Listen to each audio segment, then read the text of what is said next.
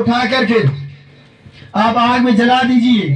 جلانے کے بعد اس کا کوئلہ زمین کے اندر منوں اور ٹنوں مٹی کے نیچے جو ہے دفن کر دیجئے, اور ہزاروں کروڑوں سال کے بعد اس کوئلے کو نکالیے, ویسے کا ویسا ہی ہوگا. کیوں؟ اس لیے کہ وہ آگ کے اندر جل گئی, اب وہ لکڑی نہیں رہی, اب وہ کسی چیز کے کھانے کے لائق نہیں رہی ہے. اور میرے ملت کے نوجوانوں اور بزرگوں, وہ لوگ جنہوں نے اللہ اور اللہ کے رسول کی رضا کے لیے عشق رسول کے اندر اپنے جسم کو, اپنے تن من کو لگا دیا ہو, اپنے جسم کو, اپنے تن من کو, اپنی تمام تر جو ہے دنیاوی خواہشات کو جلا دیا ہو, میرے ملت کے نوجوان اور بزرگوں, اس دنیا کے اندر انہیں کسی چیز کا خوف کیسے ہو سکتا ہے, اور آخرت میں انہیں غمگین ہونے کی ضرورت کیا ہے؟ میری ملت کے نوجوانوں اور بزرگوں, اللہ تبارک و تعالیٰ نے اپنی مقدس کتاب, جس کتاب کے بارے میں پروردگار عالم نے خود ارشاد فرمایا ہے, لو انزلنا هذا القرآن على جبل رأيته خاشعا متصدعا من خشية الله, کہ یہ وہ قرآن ہے جس کو اگر ہم پہاڑوں پہ جو ہے نازل کرتے تو یہ قرآن بھی اللہ تبارک و تعالیٰ کے خوف سے ریزہ ریزہ, یہ پہاڑ بھی اللہ تبارک و تعالیٰ کے خوف سے ریزہ ریزہ ہو جاتے. اس قرآن کے اندر اللہ رب العزت ارشاد فرماتا ہے, لا خوف علیہم ولا هم يحزنون, کہ یہ اللہ کے ولی نہ دنیا میں ان کے اوپر کوئی خوف ہے, نہ آخرت میں یہ غمگین ہوں گے. نعرہ تکبیر, اللہ اکبر, نعرہ رسالت, نعرہ حیدری, حیدری, جناب باجی امتیاز صاحب زندہ باد, باجی امتیاز صاحب زندہ باد, مولانا عبدالقیوم اشرفی صاحب زندہ باد. اللهم صل وسلم على سيدنا حبيبنا شفيعنا مولانا محمد وعلى الجود والكرم منبع العلم والحلم منك وبارك وسلم عليهم. صلوا عليه صلاة وسلاما عليك يا رسول الله يا نبي الله يا حبيب الله صلی اللہ تعالی علیہ وآلہ وسلم. آپ حضرات کو اکتانے کی ضرورت نہیں ہے, میں آپ سے وہ بات کرنا چاہتا ہوں کہ جو بات یہاں کرنا ضروری ہے. اور تشریف فرمائے, اللہ تبارک و تعالیٰ نے فرمایا کہ اللہ کے ولیوں کو نہ کوئی دنیا میں خوف ہوگا اور نہ آخرت میں غمگین ہوں گی. کیوں؟ اس لیے کہ انہوں نے عشق مصطفیٰ کے اندر جو اپنے تن من کو لگا دیا.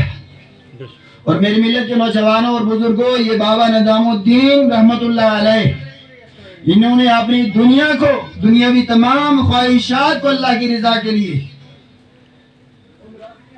جلا دیا ہے, اور قرآن ہی سے پوچھتے ہیں, اے قرآن تو اللہ کا مقدس کلام ہے, تو نے فرما دیا کہ اللہ کے ولیوں کو نہ کوئی خوف ہے نہ غمگین ہوں گے, یہ تو بتا وہ اللہ کے ولی ہیں کون؟ میری ملت کے نوجوانوں اور بزرگوں, اگر ہم ظاہری طور پہ کہیں کہ اللہ کے ولی حضرت علی رضی اللہ تعالی عنہ, جن کو سید الاولیاء کہا جاتا ہے, جو ولایت کے بانی ہیں, وہ ہم یہ کہیں کہ ولی خواجہ اجمیری ہوں, یا حضور مخدوم سمنا سید مخدوم اشرف جہانگیر سمنانی ہوں, یا ہم جو ہے یوں کہیں کہ ولی جو ہیں وہ بابا نظام الدین ہیں, یا ہم یہ کہیں کہ ولی جو ہے وہ حضرت بابا غلام شاہ بادشاہ ہیں. میری ملت کے نوجوان اور بزرگ, یہ اللہ تبارک و تعالیٰ کے وہ نورانی لوگ ہیں جنہوں نے جن کو اللہ تبارک و تعالیٰ نے اپنی رضا کے لیے چن لیا ہے. لیکن آئیے قرآن سے پوچھتے ہیں, قرآن کہتا ہے الذین آمنوا وکانوا یتقون, ولی وہ ہے جو ایمان لائے اور ایمان لانے کے بعد اللہ سے ڈرتے رہے. کہہ دیجیے سبحان اللہ. ویسے تو میری ملت کے نوجوانوں اور بزرگوں, مفسرین اکرام نے ولی کی بے شمار تعریفیں کی ہیں. ولی جو ہے یہ لفظ ولا سے آیا ہے, اور ولا کا مطلب کیا ہوتا ہے؟ مدد. اور میری ملت کے نوجوانوں اور بزرگوں, ایک تعریف یوں بھی کی گئی کہ ولی وہ ہے جس کا چہرہ دیکھنے سے خدا یاد آ جائے.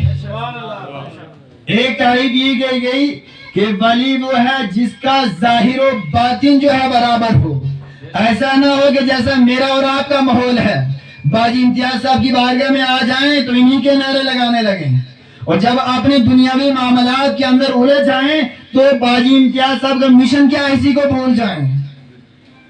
یہ نہیں, بلکہ ولی وہ جو زبان سے کہے وہ اس کے دل میں ہو, اور جو دل میں ہے وہی زبان سے نکلے. جب وہ اس روئے زمین کے اوپر چلے تو اللہ اور اللہ کی رضا کے لیے چلے، جب وہ بولے زبان کھولے تو اللہ کی رضا کے لیے اس کی زبان کھولے۔ اور میری ملت کے نوجوانوں اور بزرگوں، قرآن نے کہا تو ایمان تو لایا، لیکن ایمان لانے کے بعد اللہ سے ڈرتا بھی رہا۔ اور اللہ سے ڈرنے کا مطلب کیا؟ کیا لفظ اللہ اللہ اللہ کرنے سے نہیں۔ میری ملت کے نوجوانوں اور بزرگوں، بخاری شریف دیکھیے، اللہ کے رسول صلی اللہ علیہ وسلم نے ارشاد فرمایا، بنی الاسلام علی 50، اسلام کی بنیاد 5 چیزوں پر۔ پہلی چیز کیا ہے؟ شہادت اللہ الہ الا اللہ وحدہ لا شریک لہ واشہد ان محمدا عبدہ ورسولہ۔ پہلی بات یہ ہے، پہلی چیز یہ ہے اللہ کی وحدانیت کی گواہی دینا، جناب محمد رسول اللہ صلی اللہ علیہ وسلم کی رسالت کی گواہی دینا، یہ پہلی چیز ہے۔ اور جب یہ چیز ہو جائے تو اس کے بعد پہلی چیز نماز قائم کرنا۔ اور میری ملت کے نوجوانوں اور بزرگوں، ہم جب مزارات پہ آتے ہیں سب سے پہلے ہمیں یہ دیکھنی چاہیے کہ ہماری نمازیں کتنی قضا ہے، نمازیں کتنی قضا ہے۔ میری ملت کے نوجوانوں اور بزرگوں، میں مزارات پہ جانے سے منع نہیں کر رہا ہوں، مزارات پہ جانے کے خلاف نہیں ہوں۔ میرا کہنے کا مطلب یہ ہے کہ مزارات پہ جاؤ، اپنے دلوں کو صاف کر کے جاؤ، اپنے جسم کو صاف رکھ کر کے جاؤ۔ اور میری ملت کے نوجوانوں اور بزرگوں، سب سے بڑی صفائی یہ ہے کہ نماز کے پابند بن کر کے جاؤ۔ کیوں؟ اس لیے کہ ولی وہ جو ایمان لایا، ایمان لانے کے بعد اللہ سے ڈرتا رہا، مومن تو ہو گیا، اللہ کی وحدانیت کی گواہی دے دی، اللہ کی وحدانیت کی اقرار کر لیا، جناب محمد رسول اللہ صلی اللہ علیہ وسلم کی رسالت کی گواہی دے دی، اس کا اقرار کر لیا، اس کی تصدیق کر لی۔ اس کے بعد دوسری چیز کیا تھی؟ نماز پڑھنا۔ اور آج ہمارا کام کیا ہو گیا ہے؟ مزارات کے اوپر جانا، پھر وہاں جا کر کے نمازیں چھوڑ دیں۔ ہمارا کام کیا؟ وہاں کھانا اور سو جانا۔ ہمیں یہ پتہ نہیں ہے کہ جس کے دربار میں آئے اس کا مشن کیا ہے۔ اس کا مشن یہ اللہ اور اللہ کے رسول کی رضا حاصل کرنا۔ میری ملت کے نوجوانوں اور بزرگوں، نماز عشاء چھوڑ کر کے رضا الہی حاصل ہو جائے گی؟ نہیں۔ قرآن عظیم میں اللہ رب العزت نے تو یوں فرمایا، اقیم الصلاۃ، نماز قائم کرو۔ قرآن عظیم میں اللہ رب العزت نے یوں فرمایا، ان الصلاۃ تنہی عن الفحشاء والمنکر، کہ نماز بے حیائی اور بری باتوں سے روکتی ہے۔ میرے اور آپ کے آقا جناب محمد رسول اللہ صلی اللہ علیہ وسلم نے ارشاد فرمایا، بخاری شریف کی حدیث پاک ہے، اللہ کے رسول صلی اللہ علیہ وسلم ارشاد فرماتے ہیں کہ جو شخص نماز عشاء پڑھ کر کے سوتا ہے، اللہ تبارک و تعالی آدھی رات کے قیام کا ثواب عطا کرتا ہے۔ سبحان اللہ، سبحان اللہ۔ اور کچھ لوگ یہاں آئے ہیں جو شرعی طور پہ شرعی مسافر ہوں گے، یعنی علماء تشریف فرمائے 92 کلومیٹر سفر کیا ہو یا اس سے زیادہ تو وہ شرعی مسافر ہے۔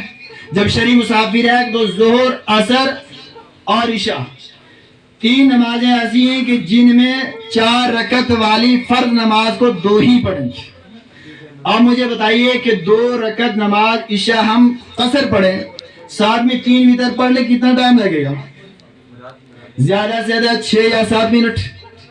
6 یا 7 منٹ نماز پڑھو اور اللہ تبارک و تعالیٰ کتنا غفور و رحیم ہے کہ آدھی رات کے قیام کا ثواب عطا کرے۔ اور فجر کی نماز اٹھ کر کے پڑھ لو تو اللہ تبارک و تعالیٰ پوری رات کے قیام کا ثواب عطا کرے۔ ہم نے ذہن میں یہ رکھنا ہے، قرآن نے کہا کہ ولی وہ جو ایمان لایا، ایمان لانے کے بعد اللہ سے ڈرتا رہا، تو جب ہم نماز ہی نہیں پڑھ پائے تو پھر اللہ سے ڈرے کیسے؟ اللہ نے تو یوں فرمایا ایمان لائے، ایمان لانے کے بعد اللہ سے ڈرتا رہا۔ تو اللہ سے ڈرنا تقوی اسی کو کہا جاتا ہے۔ اور تقوی کیا چیز ہے؟ میری ملت کے نوجوانوں اور بزرگوں، تقوی کی اگر تعریف کی جائے نا تو وہ یہ ہے کہ اللہ اور اللہ کے رسول نے جن چیزوں کا حکم دیا ان کو بجا لانا۔ نماز کا حکم دیا ہے نا، نماز کا حکم دیا ہے تو نماز